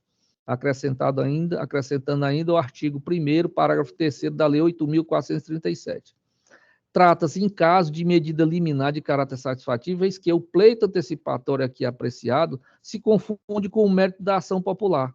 Assim, caso se defira liminarmente a medida, estará esgotada a instância sem o exame do mérito da question, o qual somente deve ser aferido quando o julgamento da demanda. Diante da ausência da probabilidade do direito alegado pela parte recorrente, consubstanciado na inviabilidade do deferimento da medida liminar em caso dessa natureza, imperioso manter a decisão proferida em sede de primeiro grau. Recurso conhecido e desprovido. É como voto, senhora presidente. O desembargador Fernandes Mendes, como vota, Vossa Excelência? Acompanho o eminente relator. Também, Excelência, parabenizando o voto prolatado, acompanho integralmente o eminente relator. Recurso conhecido e desprovido. Na sequência, nós temos aqui o processo 726087-2018, final 0121, é uma apelação cível e é de relatoria do eminente desembargador Fernando Luiz Mendes Rocha. Senhora presidente, eu examinei esse processo, né? Tenho formado o meu convencimento a respeito da matéria, mas o eminente advogado se deslocou lá de Pernambuco para fazer aqui uma sustentação oral e trouxe aqui um dossiê, na verdade, tanta matéria a respeito do caso, está na função dele, eu respeito profundamente, e resolvi, já obtive aqui a anuência do ilustre representante do Ministério Público, que também fará a sustentação oral por ocasião do julgamento, e nós, então, de comum acordo, resolvemos adiar esse processo para a próxima sessão. Cautela. É na próxima segunda-feira, depois do Carnaval. Dia 25. A não ser que você queira deixar o frevo de Pernambuco para vir para cá segunda-feira. Mas, olha, eu realmente fico encantada com essa disponibilidade do jovem advogado, viu? O deslocamento é necessário, demonstra o interesse no resultado mais legal mesmo. É até bom que fique certificado aí que a sessão do dia 26. Não é isso, exatamente. É 19.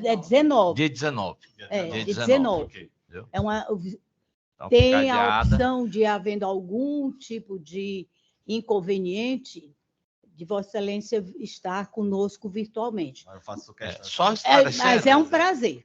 Só esclarecer que no momento que é adiada, já fica para a sessão já fica para subsequente, viu, meu Deus? Subsequente será no dia 19. Não haverá intimação.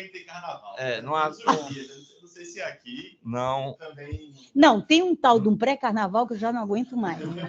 Não haverá intimação, porque está lá no regimento que o processo que não for Não, julgado no dia não tem será na exceção. sessão É o- automática. Não, aí não. Que não tem Aí carnaval. até o procurador já pediu, que ele trouxe também. Foi um prazer, viu, doutor? Até a próxima. Até a próxima, se Deus quiser, e bom retorno, viu, meu colega? Agora, o próximo é também, aqui nós temos da plataforma PJE.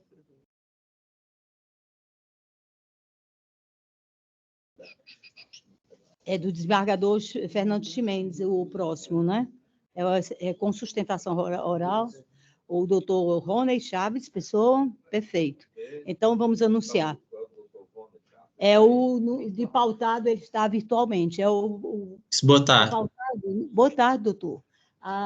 É o 8, na nossa pauta da plataforma do PJE. PJE? Exatamente. É o 319... De Arneróis, né? Isso, 319 de 2018, final 0187.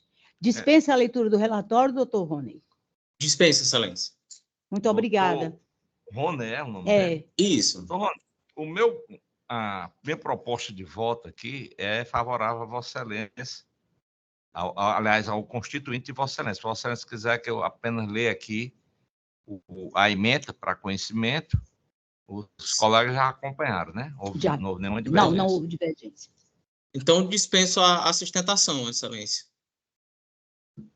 Bom, então, eu vou ler aqui a ementa para que Vossa Excelência saia já sabendo de qual foi o nosso julgamento. Então, nos termos do artigo 496, parágrafo 1º do CPC, não se sujeita ao reexame obrigatório a decisão em desfavor da qual for apresentada apelação no prazo legal pela Fazenda Pública, no caso dos autos. Então, não estou conhecendo da remessa e conhecendo apenas da apelação do município de Arneróis, cujo cerne da controvérsia cinge-se em aferir o direito do autor, servidor do município de Arneróis, desde 1980, de serem reintegrado na função de médico, bem como de permanecer as verbas salariais relativas ao período em que permaneceu afastado do serviço. Como se sabe, a estabilidade constitui garantia de permanência no serviço público, assegurada após 3 anos do efetivo exercício ao servidor público, nomeado em virtude de aprovação em concurso, de modo que a perda do cargo somente pode ocorrer mediante sentença judicial transitada e julgado, processo administrativo em que lhe seja garantido a defesa ou a avaliação periódica de desempenho consoante se extrai do teor do artigo 41 da Constituição Federal, com a redação dada pela emenda 19 de 1988. A Constituição Federal previu norma transitória conferindo estabilidade extraordinária àqueles que, embora não tivessem se submetido ao concurso público, como é o caso aí do doutor José Ney Leal Petrola, contasse com 5 anos de exercício no cargo na data da sua promulgação. Logo, como promovente, ingressou no serviço público em 1980 e assim permaneceu de forma continuada, faz jus à estabilidade extraordinária do artigo 19 da Constituição. Não tendo requerido apresentado sentença judicial transitada e julgado, processo administrativo ou procedimento de avaliação periódica de desempenho a justificar o afastamento do autor, deve ser determinada a reintegração deste no cargo de médico do município de Arneróis, com o pagamento das verbas relativas ao período de afastamento. Então, há precedentes nesse sentido aqui do tribunal, juntei vários deles, da relatoria do eminente desembargador Tarcílio, da relatoria da desembargadora Lisete, a gente não precisa mais citar nenhum outro, porque já basta. Então, estou aqui. Aliás, esses precedentes foram com relação à primeira fase do julgamento, a fase do não conhecimento da remessa necessária. Os outros foram da terceira Câmara, do desembargador Luciano, e da primeira Câmara, da desembargadora Elisete. Então, eu estou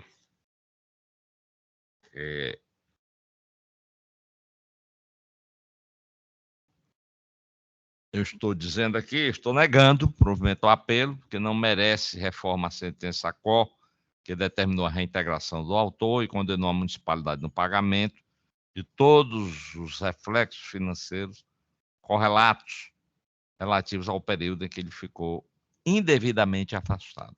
Excelência, só que eu estou representando o município de Arneróis, o autor da... Ah, é? Então, desculpe. Então, eu pensei que... Eu perguntei, Vossa Excelência, se era do médico. Vossa Excelência disse... Não, eu tinha entendido que era do município. Então, se Vossa Excelência quiser fazer a sustentação do município, pode fazer. Me desculpe aí, o mal-entendido. Doutor Rony, o senhor fique à vontade para pegar e fazer a sustentação em 15 minutos, sem problema algum. Ah, certo. Inicialmente, saudar os excelentíssimos desembargadores, doutor Fernando Ximenes, doutora Elisete Souza, doutor José Tacílio, saudar o excelentíssimo senhor Procurador de Justiça, os servidores desse tribunal. Como o doutor Fernando Ximenes, inclusive, já adiantou no voto, trata-se de uma apelação do município em que, em razão do município ter sido condenado a reintegrar o médico, doutor José Ney, e pagar os salários. O que motivou até a sustentação oral e a maior preocupação do município é esse ponto do pagamento dos salários, porque o doutor Ney, ele era prefeito do município, foi prefeito até 31 de dezembro de 2008. Em janeiro, ele deixou o cargo, saiu, resignado com a derrota, não procurou mais o município, e apenas em dezembro de 2010 ele entrou com a reclamação trabalhista. Em 2011, o juiz do trabalho reconheceu a incompetência da Justiça do Trabalho, encaminhou os autos para a comarca vinculada aqui de Arneróis. Esse processo, quando chegou na comarca vinculada, a comarca arquivou ele. Apenas em 2018, ele pediu o desarquivamento. Em 2019, pediu que esse processo tivesse seguimento. Quando, então, o processo foi julgado nesses termos que ora é discutido. No nosso entender, a configuração do abandono, porque o Estatuto dos Servidores diz que a ausência por mais de 30 dias configura-se o abandono. No caso, o médico doutor José Ney, ao deixar o cargo de prefeito dia 31 de janeiro de 2008, não compareceu mais para trabalhar, só retornou com essa reclamação trabalhista de 2010, passaram quase 2 anos. E vem o segundo ponto, que é o pagamento dos salários. O município de Arneróis, ele é um município pequeno, ele está entre Tauá e Aiuaba. A média de FPM dele no mês é 1.200.000. Pela manutenção da sentença, determina retroagir o pagamento a doutor José Ney Leal Petrola desde janeiro de 2009. São 15 anos de salário. Num cálculo rápido, certamente vai chegar a R$1 milhão, praticamente uma parcela do FPM do município, destinada diretamente ao médico, que ficou por 15 anos sem exercer, sem prestar nenhum serviço ao município. Foram 15 anos que não teve um dia de trabalho na Secretaria de Saúde e que pode estar sendo premiado com praticamente R$1 milhão, em razão desse período que ele não estava exercendo nenhum cargo no município, em detrimento da população, porque tirar praticamente 1 milhão dos cofres públicos, uma parcela do FPM, ali é saúde, educação, assistência social, que vai ficar desassistida para premiar apenas o doutor Ney, e toda a população que utiliza do serviço não será beneficiada. A gente defende aí que há um enriquecimento ilícito. Doutor Ney nunca agiu com afinco na intenção de obter um pedido liminar, de obter uma decisão mais célere. O processo perdurou aí por 15 anos e ele vai estar sendo beneficiado com esse valor no caso da manutenção da sentença na sua íntegra. A gente traz e é colacionada aos autos uma decisão do STJ de um caso parecido, que um servidor que demorou 4 anos para questionar a sua exoneração, um servidor no RESP que tinha outros meios de subsistência, assim como o doutor Ney, de uma família tradicional de Arneróis, por muito tempo comandou a gestão do município, até o motivo dele não mais retornar no final de 2008, pois ele trabalhava exercia a medicina em outros municípios, em nenhum momento ficou sem renda, seja da área da medicina, seja também na agropecuária, que ele desenvolve aqui no município, e diante desse fato, no nosso entender, é aplicável essa decisão do STJ, a fim de evitar o enriquecimento ilícito, premiar esse período todo. São 15 anos de salário, em detrimento do município pequeno como Arneróis, que nunca, se caso mantida a sentença, nunca teve uma condenação tão grande em favor de uma única pessoa. Nesses termos, a gente roga pelo provimento do recurso na integralidade, inclusive por caracterização da situação de abandono, ou que subsidiariamente, com fulcro nos princípios do não enriquecimento ilícito, do princípio da razoabilidade, da proporcionalidade, considerando esse precedente do STJ, que seja afastado, ao menos essa condenação de pagamentos a salários de janeiro de 2009 até 2024, 15 anos de salário, nesses termos, excelências. Obrigado. Pois não, senhora presidente, posso Por favor, voltar? excelência. Bom, eu quero aqui, inclusive, assim, da minha parte, eu jamais vou fazer esse tipo de julgamento, porque pode confundir, principalmente quando for virtual. Quando estiver aqui presente, tudo bem. Porque eu entendi e perguntei, e houve realmente naturalmente, um ruído de comunicação. Se era com advogado. Eu peço desculpa, excelência. Não, mas eu estou apenas também apresentando as minhas. Então, eu vou fazer, senhora presidente, aqui o voto completo. Inclusive, vou ler o relatório. Trata-se de remessa necessária à apelação civil interposta pelo município de Arneróis, em face de sentença prolatada pelo juiz da 2ª Vara Civil da Comarca de Itauá, nos autos da reclamação trabalhista, ajuizada por José Ney Leal Petrola. Na inicial, o autor alega, em suma, que ingressou no quadro funcional do município de Arneróis no ano de 1980, exercendo a função de médico no período de 2005 a 2008. Ingressou desde 1980. No período de 2005 a 2008, ele foi eleito prefeito municipal do ente reclamado, tendo optado em receber os salários como chefe do Poder Executivo. Então, desse período aqui, ele não recebeu como médico. No término do mandato, requereu o seu reingresso junto à Secretaria de Saúde, no entanto, teve seu pedido denegado. Apesar de não ser concursado, possui estabilidade, pois era funcionário público há mais de 5 anos antes da promulgação da Constituição de 1988. Requer, assim, seja o município requerido condenado a reintegrar o autor, bem como a pagar todos os salários e demais verbas contratuais devidas desde janeiro de 2009 até a data do efetivo pagamento. Após a contestação do município, o juiz da Vara do Trabalho de Iguatu reconheceu a incompetência absoluta da Justiça Especializada e determinando a remessa dos autos à comarca de Arneróis. Recebidos os folhos, eles foram arquivados em 8 de 12 de 2012. No dia 30 de maio de 2018, o autor requereu o desarquivamento dos autos, a fim de dar andamento feito. Posteriormente ao regular trâmite do processo, o magistrado julgou o pleito autoral nesses termos, abro aspas.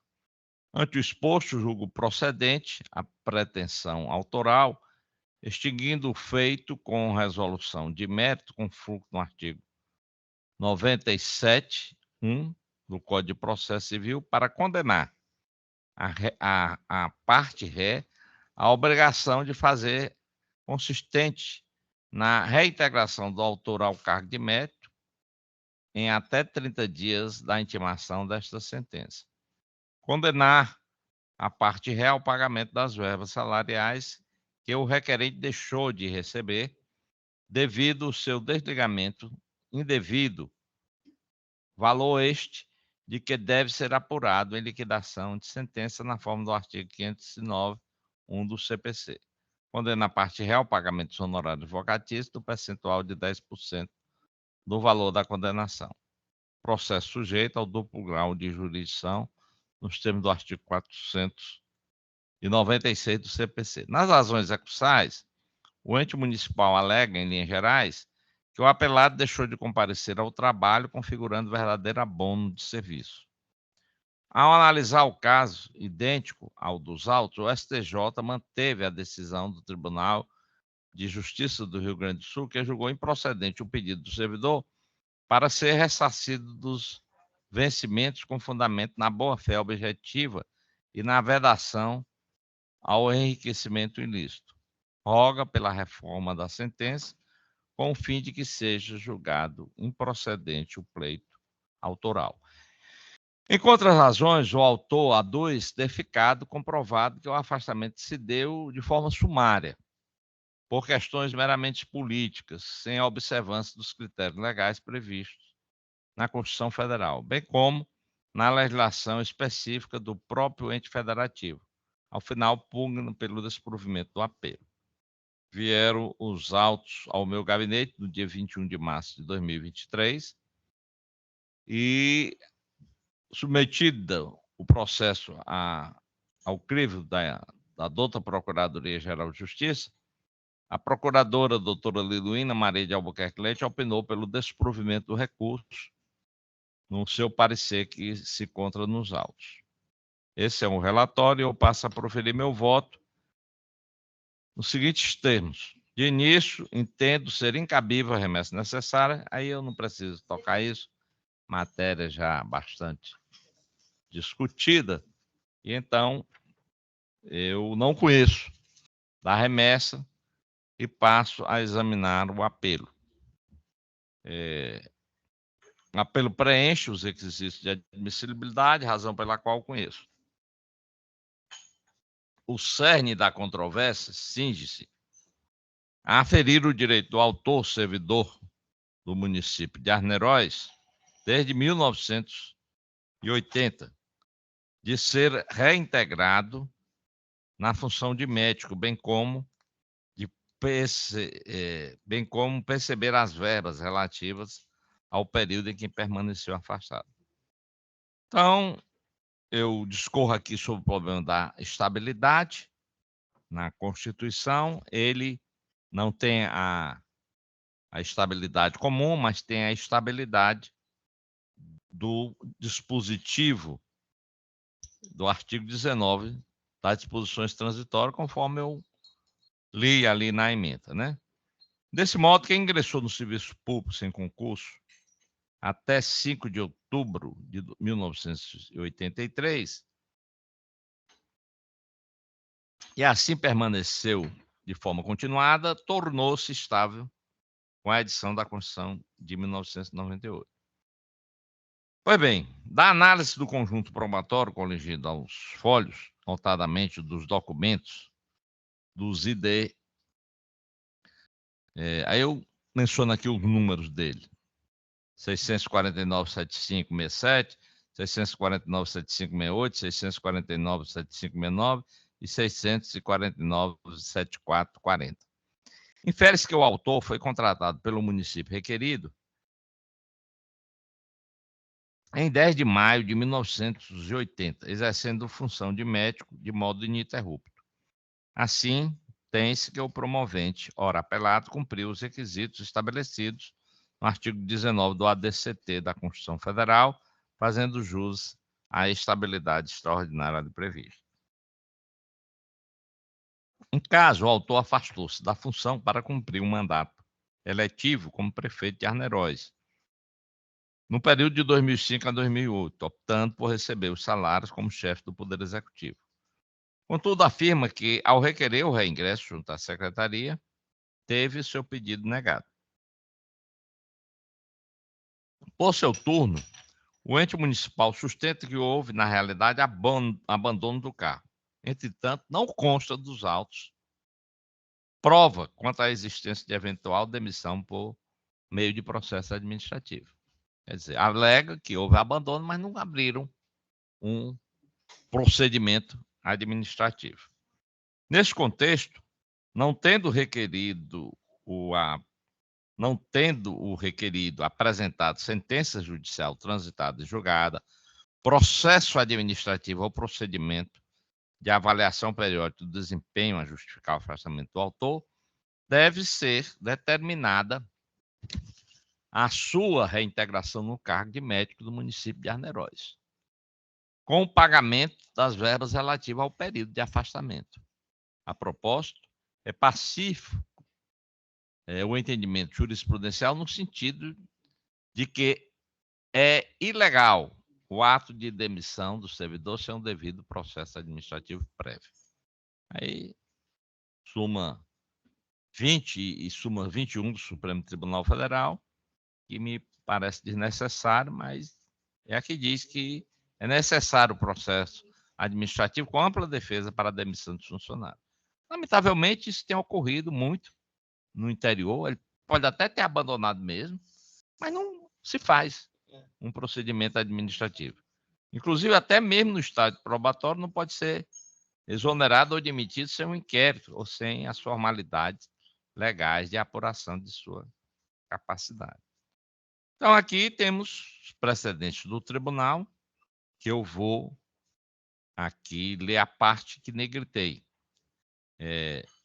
Um da lavra da eminente desembargadora Rosilene Ferreira Facundo, que diz o seguinte, na parte que interessa: o ato de demissão da servidora, objeto da lide em apreço, aconteceu alheio a quaisquer dos direitos albergados no texto constitucional, estando, por conseguinte, eivado de grave vício, circunstância que impõe a anulação e a consequente reintegração da servidora no cargo. O judiciário pode e deve anular procedimentos administrativos nos quais se constate ilegalidade dos atos que os ensejaram, seja por abuso de poder, seja por desvio de finalidade. É forçoso ainda reconhecer que o município deve pagar o salário correspondente ao tempo do devido afastamento. A outra aqui, e agora é da relatoria do desembargador Luciano, que diz exatamente isso. Fala da estabilidade, o direito de percepção dos vencimentos que deixou de perceber durante a demissão ilegal. E, por último, eu cito aqui um da desembargadora Lisete, presidente da nossa corte. E também vou ler apenas na parte que interessa. A proposta como para apontar que não ficou evidente a instauração de regular procedimento administrativo em que se tenham dado oportunidades à apelada de contraditório prévio, isto é, a faculdade formal de apresentar previamente a anulação das alegações. Dessa maneira, não merece reproche a decisão de piso na parte em que determinou a reintegração e condenou a municipalidade ao pagamento de todos os reflexos financeiros com relatos relativos ao período em que ficou a autora afastada indevidamente. Por fim, no que tange à alegação acerca da impossibilidade do servidor ser ressarcido dos vencimentos, com fundamento no entendimento firmado pelo RESP 1.731.351 do Rio Grande do Sul, não assiste razão ao apelante. Isso porque a situação analisada naquele julgado diverge bastante do caso dos autos, já que ali o servidor permaneceu inerte por 4 anos e não ficou destituído de meios de subsistência, tendo em vista o motivo da exoneração. Posteriormente anulada foi a sua aposentadoria pelo regime previdencial, regime geral da Previdência Social. Então, tratam-se de coisas diferentes, razão pela qual não merece reforma a sentença qual, que determinou a reintegração do autor e condenou a municipalidade ao pagamento de todos os reflexos financeiros correlatos, relativos ao período em que ele ficou indevidamente afastado. Então, eu estou aqui julgando de acordo com o entendimento já pacificado neste egrégio tribunal. Eu apenas, de ofício, aqui modifico a sentença para postergar o arbitramento dos honorários para após a liquidação do julgado, observada a majoração da verba recursal, de acordo com os parágrafos 4º, inciso 2 e 11 do artigo 85 do CPC. Este é o meu voto, mais uma vez pedindo escusas ao eminente advogado por ter entendido, ser ele advogado da parte recorrida. Eu imagino, excelência. Eu também peço, caso eu não tenha compreendido direito. Que ótimo, todo mundo já entendido. Bom, a mim resta participar do julgamento. E como já fiz a leitura prévia de tudo isso, e ainda por cima citada nas duas oportunidades, tanto no não conhecimento da remessa, quanto do conhecimento e desprovimento, me resta acompanhar Vossa Excelência integralmente. Desembargador É uma Tarcísio. maneira de garantir o meu acerto. Desembargador Tarcísio. Acompanhe o eminente relator, senhora presidente. Anunciando o resultado definitivo, remessa não conhecida, apelo conhecido e desprovido. Doutor, só mais um instantinho de paciência, por favor. Agora, sem sustentação oral, nós temos o 19, que é o 60, 42, 60, dígito 31, 2020, final 0001, apelação cível, de relatoria de Vossa Excelência, desembargador Fernando Ximenes. Senhora presidente, com relação a este processo, embora eu tenha colocado em pauta, eu tenho aqui que examinar algumas coisas, alguns senões para o devido ajuste do voto, daí porque também eu estou adiando esse processo para a próxima sessão. Perfeitamente, Excelência. Nós temos mais 3 processos extra pauta. Eu posso passar a leitura, pronto, do PJE, do SAG.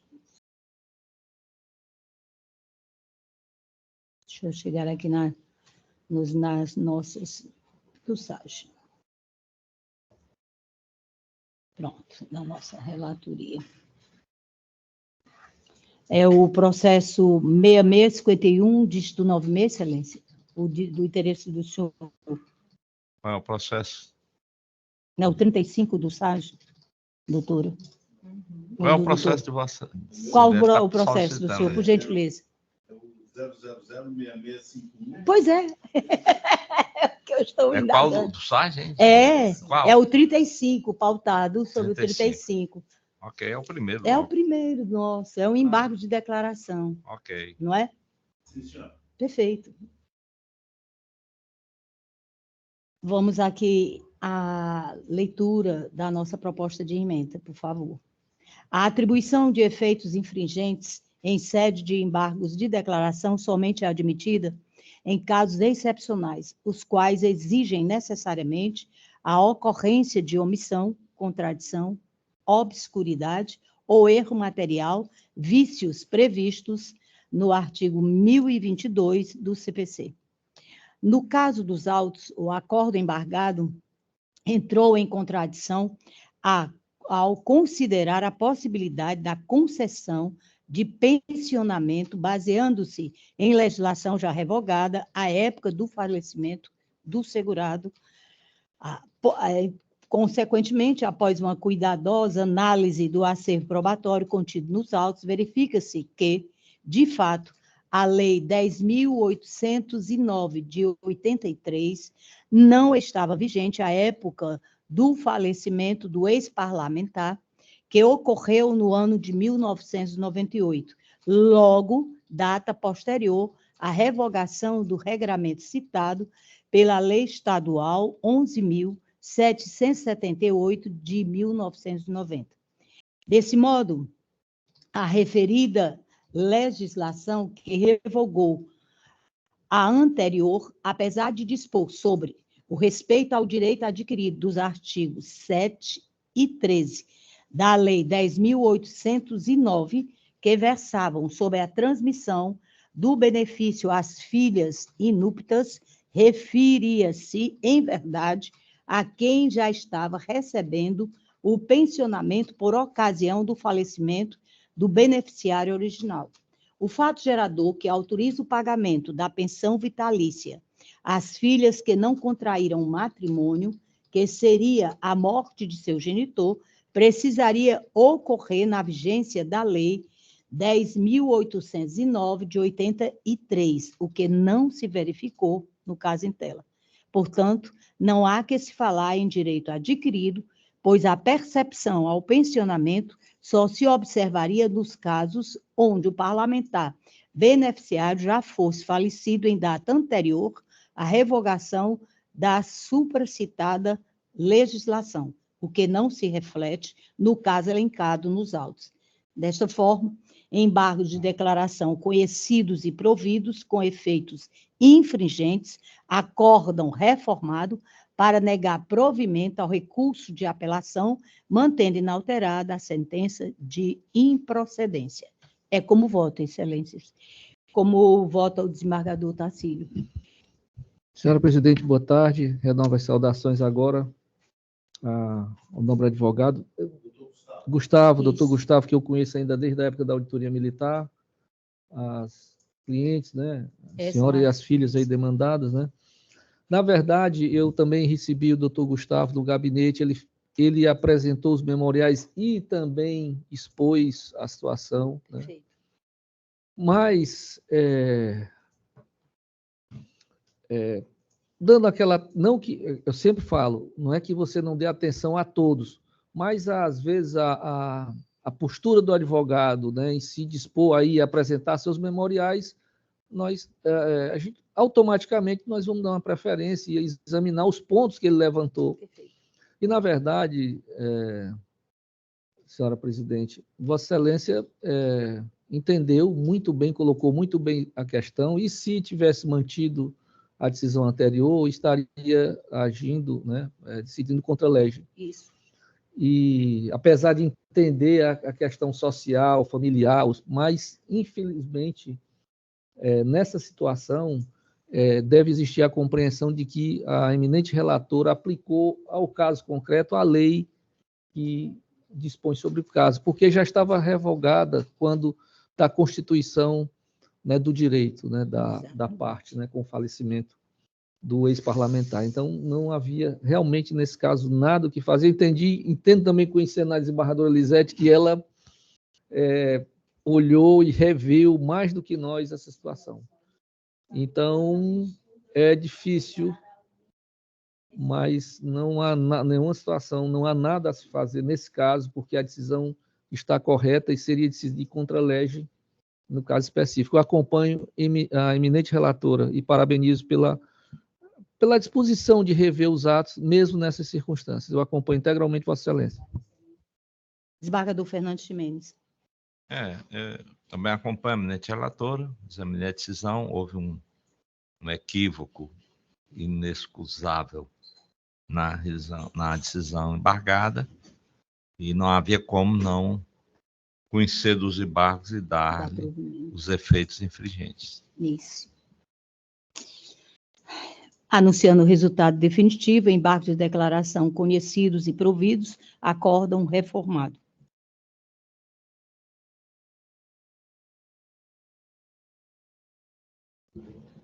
Passando aqui aos processos, diga. O senhor quer uma pequena pauta? Tá bom, a gente faz. Suspende aqui um pouquinho a sessão.